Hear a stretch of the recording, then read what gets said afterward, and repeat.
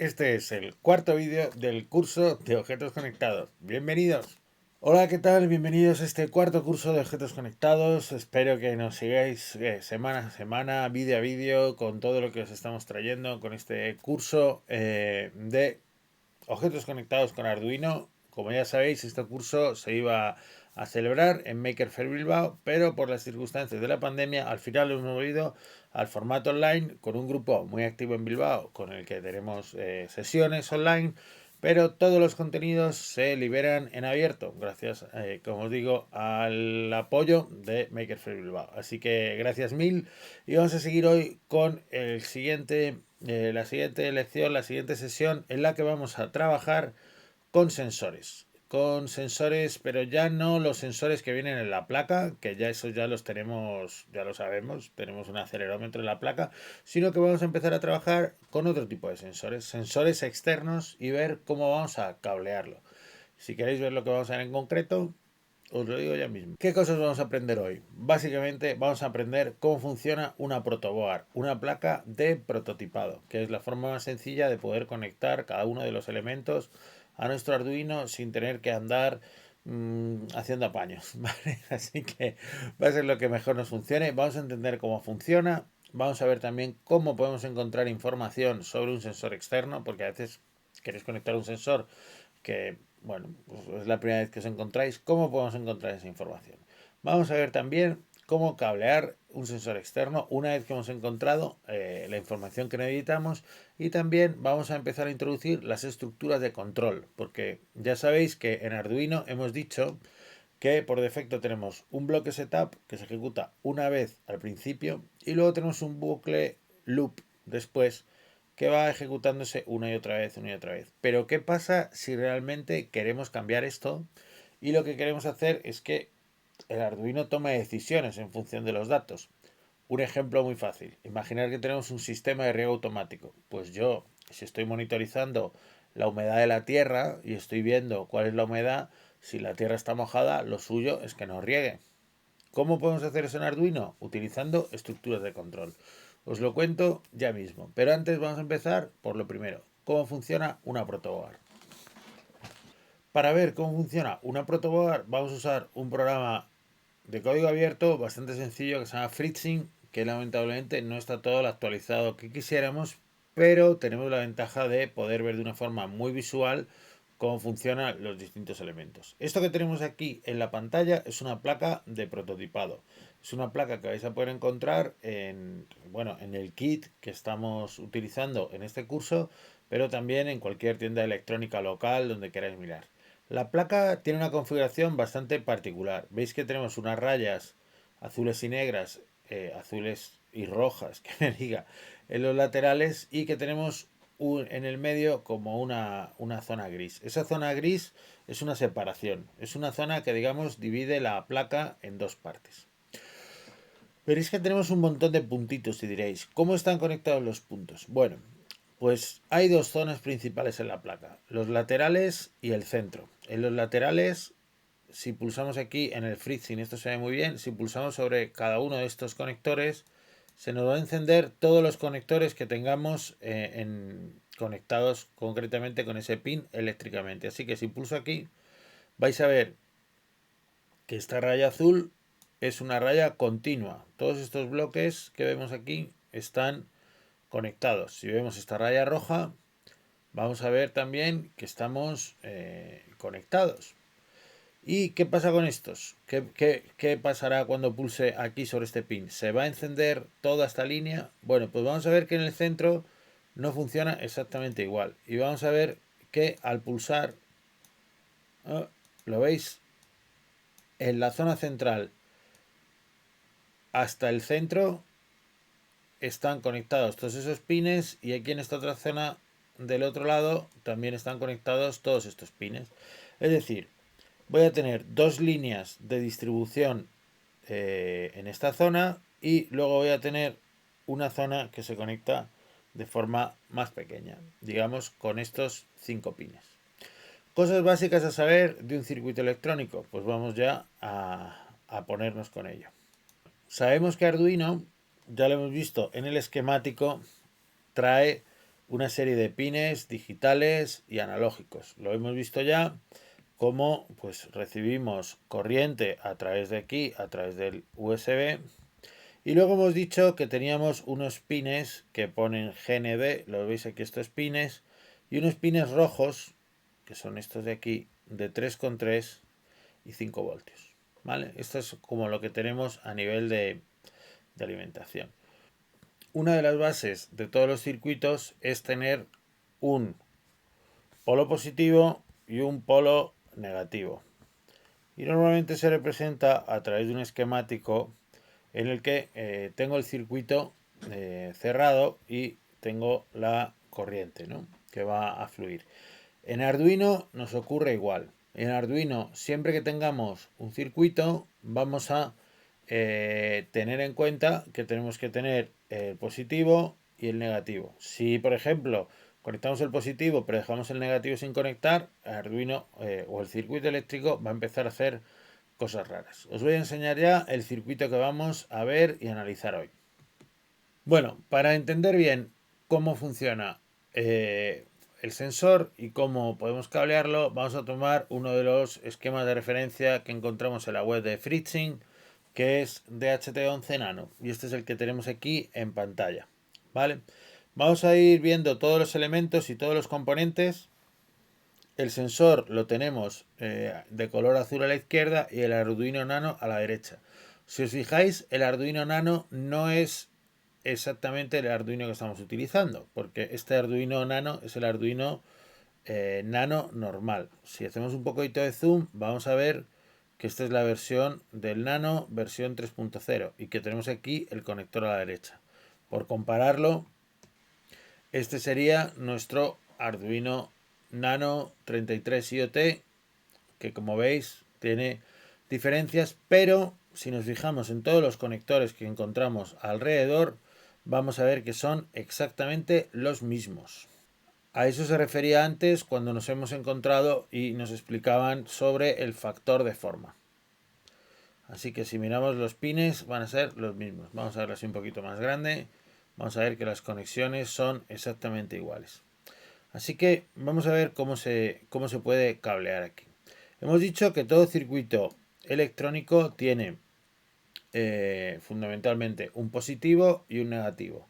Y que el circuito se tiene que cerrar, ¿vale? Es decir, que si saco corriente del Arduino, por algún sitio lo tengo que cerrar. Por convención se utilizan cables de color rojo para el poder, o sea, para el power, y se utilizan cables de color negro para la tierra, la toma de tierra, ¿vale? Lo que sería como el negativo. Así que vamos a empezar a seguir el circuito. Una de las ventajas que nos da este software de Fritzing es que si pulso sobre uno de los puntos, puedo ver todos los puntos que están conectados eléctricamente. Y aquí estoy pudiendo ver que estos puntos de aquí están conectados con la primera patilla del sensor. También puedo ver que este punto, esta línea negra, está conectada con la cuarta patilla del sensor. Y puedo ver que de estas 4 patillas hay una que está totalmente desconectada. Aquí no hay nada conectado y aquí veo que, como os digo, estos puntos que tengo aquí están conectados entre sí y también conectados a esta resistencia. Ahora diréis, muy bien César, tú has encontrado este esquema, está estupendo, pero bien, si yo me encuentro un sensor y no sé por dónde empezar, ¿qué tengo que hacer? Bueno, pues vamos a verlo ya mismo. Vamos a ver cómo localizar información sobre cualquier componente que nos encontremos. Y tiene que ver con lo que vimos la semana pasada, con el datasheet o la hoja de especificaciones. Vamos a buscar la hoja de especificaciones para el DHT11. Si buscamos DHT11 datasheet en internet o hoja de datos, nos va a aparecer la información. Normalmente siempre encontramos un PDF con la información correspondiente. Aquí, después de estos anuncios en DuckDuckGo, nos sale la hoja de especificaciones. Deciros que el sensor que estamos utilizando es el DHT11, pero hay otro DHT22 que es muy similar y que básicamente lo único que tiene es más rango de temperatura, ¿vale? El DHT11 es un poco más económico y es un poco más barato. vamos a encontrar la hoja de especificaciones y como veréis es este sensor de aquí. Tenemos sensor de temperatura y humedad de DHT11 de 3,3 voltios a 5,5 y tenemos las patillas. Dice que bueno, que una de las cosas que tiene mala es que solo se puede sacar datos cada 2 segundos. Pero bueno, 2 segundos creo que para una temperatura normal no nos supone mucho problema. Bueno, básicamente lo que nos dice es que el sensor en el interior contiene un sensor de medición de tipo resistivo y que se conecta a un pequeño microcontrolador ofreciéndonos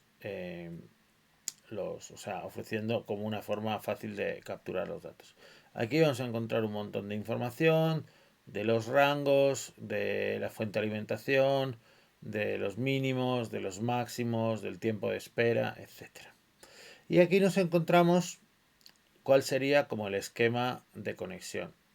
Si vemos aquí los pines, mirando el sensor desde arriba, vemos que el primero es VCC. Esto significa, VCC es de dónde le va a llegar la corriente, ¿vale? Es decir, tendremos que conectar el rojo y donde saquemos la potencia del Arduino directamente al sensor. Bien, el segundo pin son los datos y en este pin es por donde nos va a mandar el sensor la información a nosotros, ¿vale? Y el cuarto es el GND, o sea, es decir, la tierra, el negativo de nuestro circuito. Este pin de aquí no nos hace falta conectarlo. Bien, una cuestión muy interesante es que aquí cuando vamos a sacar los datos veréis que pone DHT11, pone pin 2 en el esquemático, pone los datos, este MCU va a ser nuestro Arduino y pone resistencia VDD. Es decir, que tenemos que conectar también aquí, según este esquemático, tenemos que conectar una resistencia de la línea de datos. Esto vamos a ver ahora para qué sirve y vamos a ver cómo funciona. Bueno, aquí podemos encontrar más información.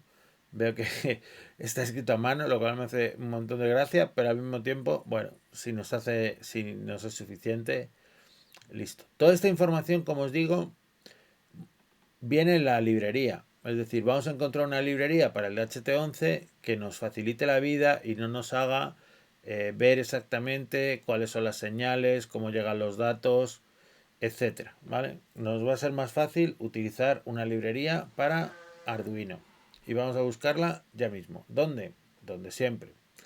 Nos vamos al Arduino IDE, nos vamos aquí a herramientas, administrador de librerías.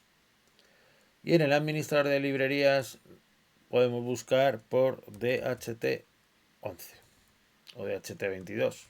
Pero en este caso vamos a buscar DHT11, que es el que nos convence. Le damos aquí DHT11, buscamos. Si veis, el primero que nos aparece es EduIntro, que esto es una librería que se utiliza para hacer talleres muy rápidos. No es la que nos interesa. ¿Vale? No es la que nos interesa. Nos va a interesar, en este caso, descargar la versión de Adafruit. Digo que EduIntro no nos interesa porque está pensado más para talleres express y tiene muchas abstracciones que no nos va a permitir tocar todo lo que nos gustará más adelante. Así que nada, DHT Sensor Library, última versión 1.4, dice que se tienen que instalar otras librerías, le decimos que nos instale todo y una vez que esté instalado, listo, resuelto. Bien, como siempre, vamos a ver que tenemos todo funcionando, vamos a ver aquí en los ejemplos que nos aparece, ¿vale? Lo vemos aquí, justo el menú se sale de la pantalla, pero bien, vamos a abrir este DHT Tester. Es interesante ver y leer un poco cómo está organizado esto, ¿no? Tenemos un include para incluir la librería, tenemos un pin del DHT que dice que es el pin 2. También nos dice qué tipo de sensor es, DHT22, DHT11, etcétera. Y aquí nos sale ya información adicional. Lo que vamos a hacer aquí, si lo veis, es abrir el puerto serie. e inicializar el DHT, que es normalmente con este comando que se utiliza siempre, dht.begin. Y aquí vamos a llamar dentro de la librería DHT a leer humedad, leer temperatura. Y básicamente nos dice si ha fallado a leer o si realmente podemos funcionar. ¿Qué nos va a imprimir aquí? Lo veíamos antes. Serial print, humedad, y nos va a imprimir el valor de la H, el valor de la T, el valor de la F. Como veis, esta librería de Fruit, este ejemplo, pues las variables son muy cortas y a lo mejor no son muy descriptivas. Yo en mi caso hubiera preferido que la variable H lo hubiera llamado aquí humidity o humedad, pero bueno, esto lo podemos ya personalizar. Una de las cosas clave es que lo que tengamos en el código y lo que tengamos en la placa coincidan, porque si no, mal asunto. Entonces, en vista de lo que hemos visto aquí, vamos a ver exactamente qué es lo que tenemos y a hacer que las dos partes nos encajen. Vamos al esquemático. Bueno, vemos aquí el esquemático. Vamos a verlo un poco más grande. Sí, así mejor. El primer pin es el power y es aquí donde podemos o donde tenemos que conectar esto. Esto vemos que está exactamente conectado al pin del power sin ningún problema.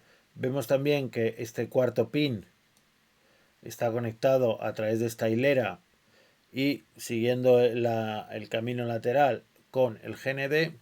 Y aquí nos encontramos precisamente con una cosa rara que no hemos visto, ¿no? Nos entra la corriente, digamos, al sensor y aquí donde la línea de datos tenemos conectadas dos cosas. Tenemos este cable naranjita que va conectado al pin, vamos a verlo aquí, vamos a hacer un poco de zoom, que si no, al pin digital 7 y también tenemos aquí una resistencia que está conectada con la tierra. Bien, esto es un esquema que se utiliza muchísimo en electrónica y que se llama divisor de tensión. El divisor de tensión, vamos a ver el esquemático y vamos a entender cómo funciona porque lo vamos a usar muchas veces a la hora de leer los datos de nuestros sensores. En el esquema del divisor de tensión vamos a tener un voltaje de entrada, una resistencia inicial que vamos a llamar R1 y una resistencia que conecta el circuito a tierra, que será R2. Lo que nos interesa aquí es sacar una línea que va a ser el voltaje de salida y esto es lo que voy a medir con Arduino. Lo que va a ocurrir es que la corriente, según yo esté, vamos a pintarlo.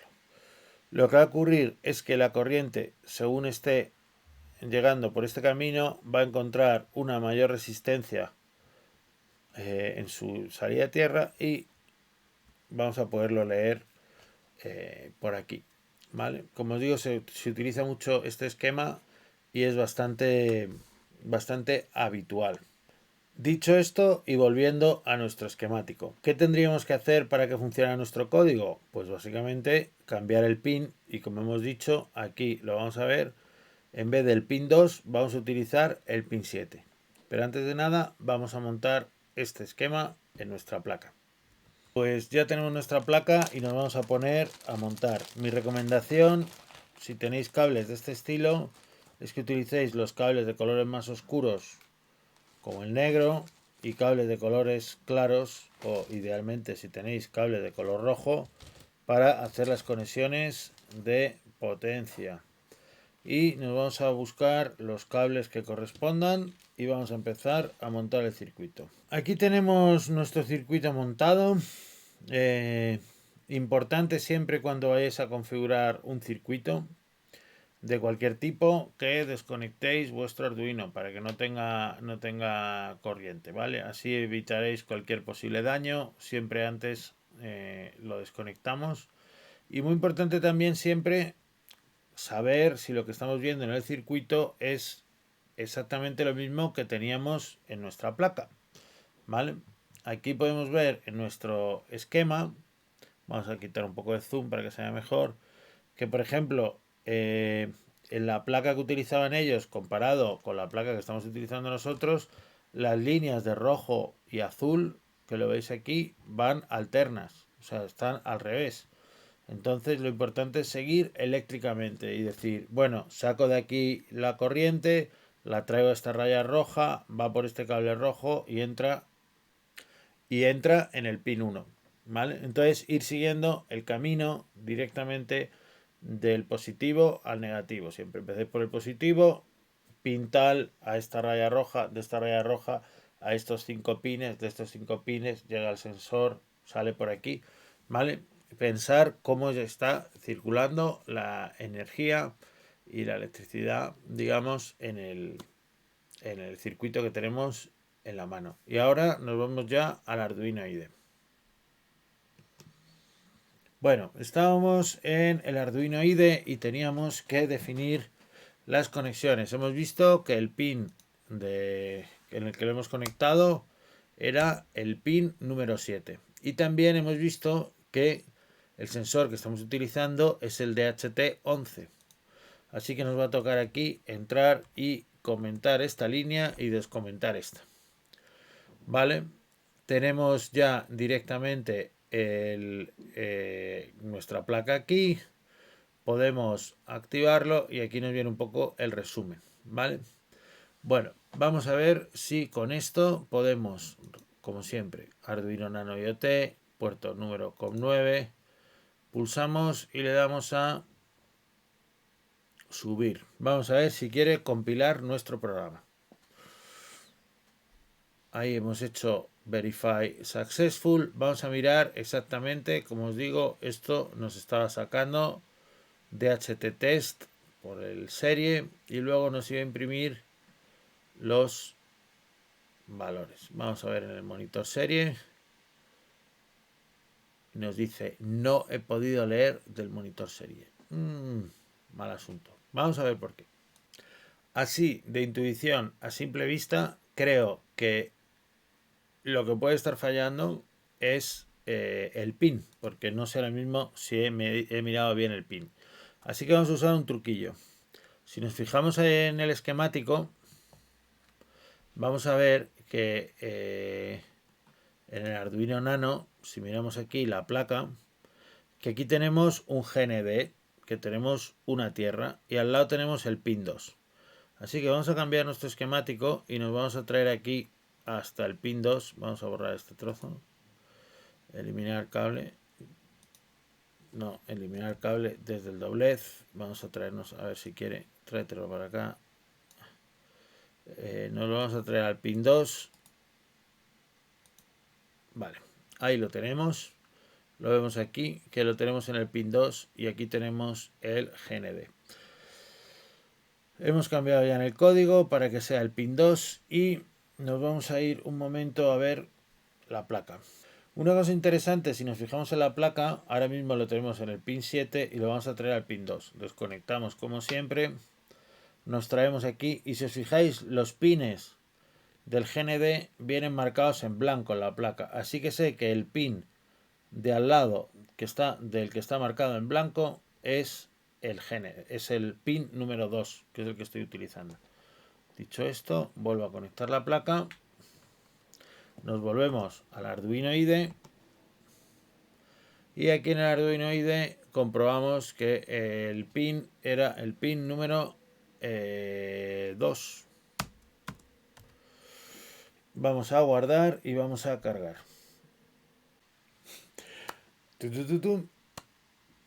Después de unas pruebas básicas ya nos hemos dado cuenta de lo que estaba pasando y como siempre suele estar todo el secreto en la documentación y en seguir los pasos uno a uno. Os cuento.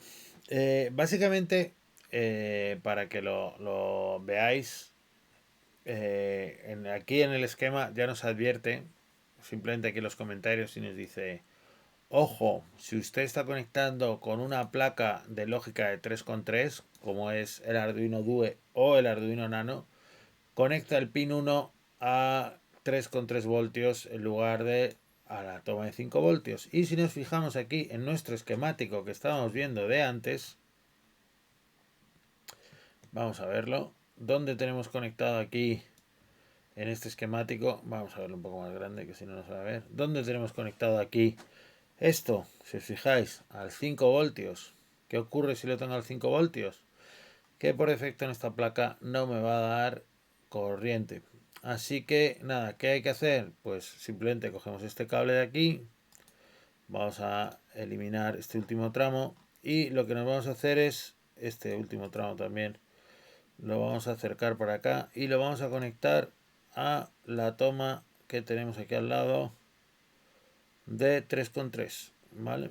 Que está justo, si veis este pin de aquí es el digital 13, el de al lado es 3,3. Vamos a hacer zoom para ver que vemos 3,3.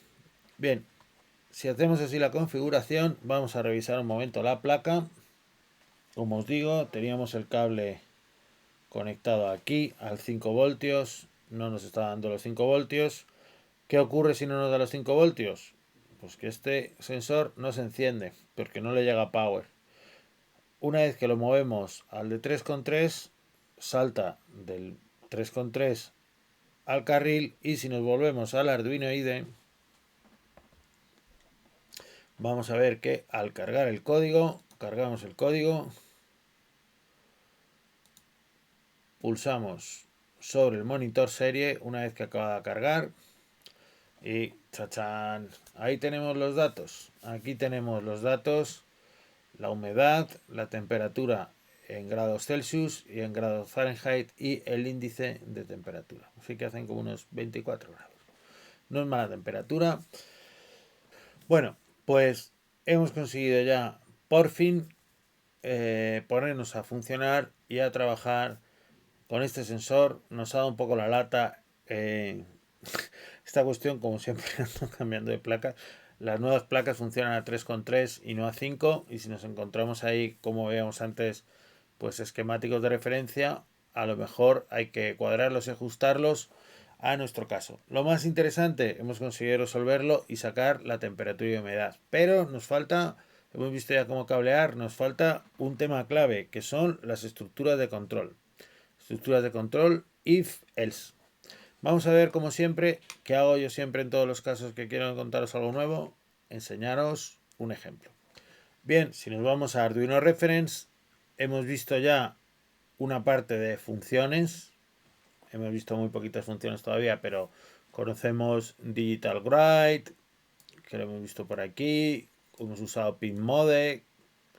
Hemos usado algunas funciones muy básicas, ¿vale? Pero, ¿qué más?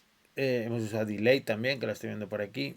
¿Qué hemos visto también en el anterior vídeo? Las variables. No hemos visto todo, pero hemos visto algunos ejemplos de variables, de enteros, de punto flotante, etcétera. Y la cuestión aquí clave es que nos queda por ver la estructura, ¿vale? Si lo veis, tenemos funciones, variables y estructura. Y en la estructura encontramos cosas que también hemos visto ya, como el loop y el setup, y esta sección que se llama estructuras de control. Las estructuras de control son las que nos van a permitir dentro del loop, o bueno, también nos valdría en el setup, en cualquier parte de nuestro sketch, controlar una condición. La forma más básica de controlar una condición es con este if. Y if significa sí en inglés y tiene esta sintaxis que viene aquí, o esta forma de escribir. Si, paréntesis, condición, frases. Es decir, por ejemplo, si el valor de la temperatura es mayor que 27, haz algo. Escríbeme en el puerto serie, hace mucho calor. ¿Vale? Aquí podéis ver distintas formas de escribirlo en el ejemplo y bueno, algunas cuestiones para tener en cuenta. ¿Vale? Entonces, normalmente cuando vayamos a comparar, hemos dicho que hay una condición, tenemos que poner una de estas comparaciones. Hemos dicho, aquí en este ejemplo de arriba, ¿no? X mayor de 120. Bueno, pues esto sería utilizando esta aquí, pero puede ser X menor igual a. También podemos decir que la X valga un valor concreto. Y aquí es importante tener en cuenta que cuando estamos comparando hay que utilizar dos iguales, ¿vale? Porque antes hemos visto que decíamos que el valor de x valía tal y para eso se utiliza un igual. Pero cuando queremos comparar tenemos que utilizar a dos para que no nos liemos, ¿vale? Así que es igual, igual. Y lo más interesante de todo, esto es un if. Si pasa esto, hagamos esto. Pero ¿y si pasa alguna otra cosa? Bueno, pues hay una estructura complementaria que se llama else, que dice, si pasa tal cosa, haz estas frases o ejecuta estas órdenes, y else, en otro caso, ejecuta otras cosas. ¿Vale? Aquí lo podemos ver como con esta lógica. Si pasa tal, haz la cosa A. Si pasa esta otra cosa, haz la cosa B. Y si no pasa ninguna de las dos, pues haz la cosa C. Esto nos va a servir muy bien para estructurar a nosotros el programa. Y vamos a ver un ejemplo aquí mismo con la temperatura, ¿no? Si la temperatura es mayor o igual a 70, peligro, apaga el sistema. Bueno, ahí son comentarios, así que no estamos haciendo nada. En caso de que la temperatura sea mayor o igual a 60, pues oye, avísanos de que se necesita atención del usuario. Y en caso de que la temperatura sea menor de 60, bueno, aquí ves un else, esto es un comentario, así que esto a lo mejor os puede despistar. Imaginar que esto no está escrito aquí. Else significa que no cumple con ninguna de estas dos, es decir, que la temperatura no es mayor que 70, pero que la temperatura tampoco es mayor de 60. Es decir, la temperatura es menor de 60. ¿Vale? Entonces esto nos daría como seguro, como, oye, esto va a funcionar. Vamos a volver un momento ahora al IDE de Arduino. Y nos vamos a encontrar aquí en el IDE de Arduino que tenemos unos float, ¿no? Tenemos aquí, si os fijáis, un if. ¿Vale? Entonces, para esta semana, ¿qué es lo que vamos a hacer? La clave para esta semana va a ser, vamos a coger y vamos a buscar qué significa esta frase. Vamos a intentar entender qué es este isnan, estos dos palos, estas dos barras. Y a continuación vamos a intentar solo sacar un mensaje de que la temperatura es mayor, o sea, un mensaje de que hace calor si la temperatura es mayor de un umbral. Mi consejo, como tenemos el sensor cerquita y el sensor es bastante sensible a la temperatura, vamos a poner, vamos a medir cuál es la primera temperatura que tenemos nosotros, vamos a poner eso como umbral y luego le vamos a soplar al sensor para tratar de subir la temperatura. Y vamos a ver si conseguimos que en el puerto serie nos imprima un aviso diciendo ha subido la temperatura de forma repentina. ¿Vale? Este es el ejercicio que os dejo esta semana para que podáis practicar. Quiero que juguéis con estos serial que hay aquí, estos serial print y las condiciones. Y que pongamos si el valor de la humedad mayor que tal, haz esto. En caso contrario, haz esto. Con la temperatura, con la humedad, con lo que prefiráis. Lo más importante es que podáis practicar y combinar todo esto que hemos visto hoy de estructuras condicionales con la lectura de sensores, porque eso es lo que nos va a permitir empezar a manipular los datos y hacer cosas un poquito más avanzadas. Así que nada más, espero que haya sido interesante, espero que os resulte útil, que podáis entender cómo conectar sensores, dónde encontrar la información, cómo incluso poder chequear o verificar cuando algo no funciona para hacernos una idea y utilizar estas estructuras de control para ver que todo está ok. Si alguien dice, oye, ¿esto qué más puede hacer? ¿Os acordáis que la semana pasada estuvimos viendo también otras estructuras de control que todavía no hemos visto, que son el while y el if else que estaban en el otro programa y nos saltamos? Darle un vistazo a los programas anteriores y ver dónde hemos utilizado estas estructuras de control. Nada más, seguimos aquí en el curso de objetos conectados. Esta semana estábamos con los sensores, semana que viene empezamos a mandar los datos a internet. Así que nada más, un saludo, nos vemos aquí en la hora Maker y en Maker Fair Bilbao virtual. Chao.